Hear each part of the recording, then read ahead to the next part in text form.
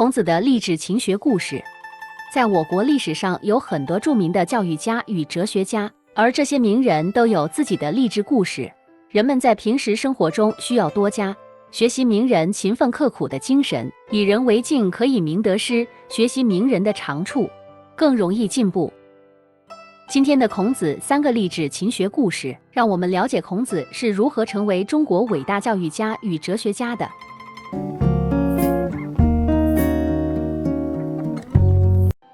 孔子生于鲁国邹邑，祖先为宋国贵族及殷商彝族后代，东周春秋末期鲁国的教育家与哲学家。师襄子是春秋时的一个乐官，善于弹琴击磬。据史料记载，孔子曾拜他为师学琴。孔子学习很认真，一边学还一边思考。开始时，他向师襄子学了一支曲子，练了10来天，还在不停地练。师襄子对他说：“差不多了，再学一支曲子吧。”孔子却回答说：“我才学会了谱子，还没有掌握他的技法呢。”过了一些日子，师襄子见孔子已基本上掌握了曲子的技法，就对孔子说：“你已经掌握了技法，这回可以学习另一支曲子了。”孔子认为还不行，便答道：“我还没有体会出这支曲子所表现出来的思想感情呢。”又过了一些时候，师襄子告诉孔子说：“你已弹出了思想感情，可以学习新曲子了。”孔子又说：“我还体会不出作曲子的是一位什么样的人呢。”于是又继续练下去。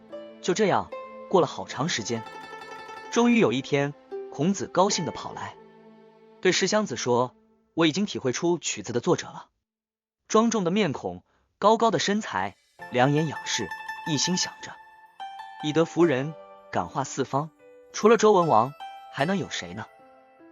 师襄子高兴地说：“一点不错，这支曲子正是文王操啊。”孔子幼年丧父，家境贫寒，没有受到良好的教育，只能透过自学来获得知识。从15岁开始，孔子便发奋读书，因为没有人教，在学习上碰到难题就得到处找人请教，只要能解答自己的疑问，不管什么人他都可以拜为老师。他请教过做官的人，也请教过普通老百姓，请教过白发苍苍的老人，也请教过头上梳着小瓣的儿童。因为虚心好学，学无常师，30岁时孔子便成为当地较有名气的学者。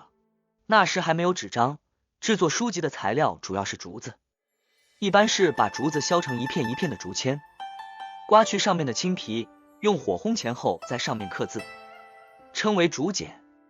竹简有一定的长度和宽度，一根竹简只能写1行字，多则几十个，少则8、9个。写成一部书要用许多竹简，书的内容全部写上去以后，再用牢固的牛皮绳子把这些竹片按顺序编连起来，就可以阅读了。这样的过程就叫做围编。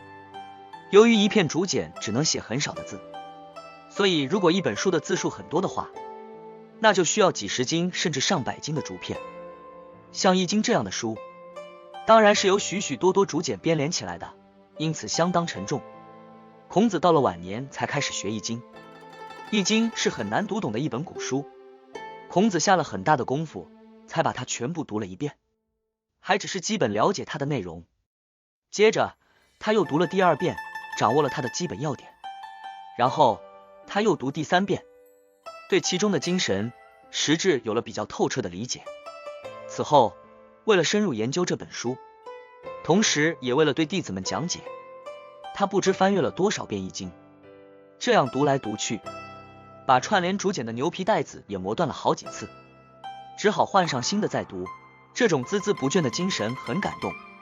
即使读到了这样的地步，孔子还谦虚地说：“假如我能多活几年，我就可以多理解些《易经》的文字与内容了。”孔子一生还编著了不少书籍，其中有诗、书等几本书，还有根据鲁国的历史资料编成的史书《春秋》。这对古代文化的保存和发展起到了积极的作用。孔子学问渊博，有弟子3000，在当时便被人们尊奉为圣人。当时的人，从普通百姓到王公大臣，甚至是国君，有什么不懂的问题都喜欢向孔子请教。在他们眼中，孔子可以称得上是无所不知、无所不晓的人。然而，孔子并没有因为众人的推崇而骄傲自满，他总是认为3个人在一起走路，总有一个人可以做我的老师，因而愈加谦虚谨慎。一次，孔子到太庙参加鲁国国君的祭祖典礼，他一进太庙就向别人询问祭祖典礼的事，几乎把每个细节都问到了。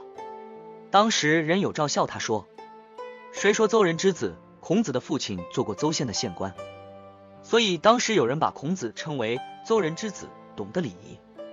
他来到太庙还不是什么事都要向别人询问。孔子听了那人的欧讽，一点也没有感到羞耻，反而微笑着回答道，我对于自己不明白的事，必定会向别人虚心请教，这恰恰是我要求之礼的表现啊！如果明明不知道，却假装知道，而耻于向别人请教，那我就永远不会懂得礼仪了。成功提示：孔子的这些励志勤学故事展现了他对学习的极高追求和不懈努力，也反映了他虚心好学、谦逊待人的品德。这些故事为我们提供了宝贵的启示。精益求精，追求卓越。孔子学勤的故事告诉我们，要想成为真正的专家，需要不断磨练，持之以恒，追求卓越。只有在不断超越自我，追求更高境界的过程中，才能达到真正的精湛技艺。虚心好学，学无止境。孔子的学习态度是虚心请教、不断追求的态度。他从各种人身上汲取智慧，无论对方地位高低，都愿意向他们学习。这种虚心好学的品质是成为真正智者的关键。不畏艰难，恒心毅力。孔子读易经的故事展现了他对知识的渴望和不怕困难的毅力。他多次阅读并反复钻研，甚至因此把书上的牛皮带子磨断了多次，但他仍然坚持下来，不懈努力，最终取得了深入理解。谦逊待人，不自满不自负。孔子不因被人尊奉为圣人而骄傲自满，他依然保持谦逊的态度，时刻愿意向别人请教。他的谦虚使他能够不断吸取新知识，不断提高自己的修养。这些故事不仅是古代历史的见证，也是我们今天仍然可以学习和借鉴的道德和学术观念。通过学习孔子的励志勤学故事，我们可以汲取他的智慧，更好地指导自己的学习和生活。